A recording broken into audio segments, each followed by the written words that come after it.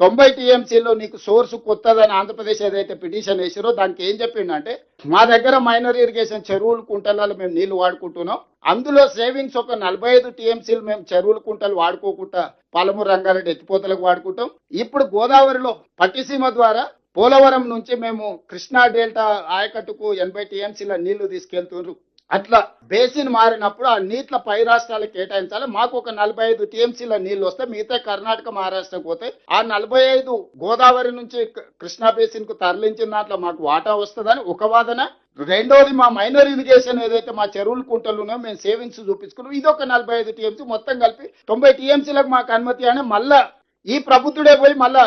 Petition వేసిండు. Andhra Pradesh ఏమన్నదంటే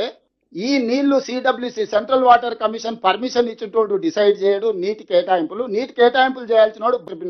ట్రిబ్యునల్లో decide అయితే తప్ప ఈ 45 టీఎంసీ గోదావరి నుంచి కృష్ణా బేసిన్ లో వాడుకుంటే వస్తాయని నువ్వు అంటున్నావు,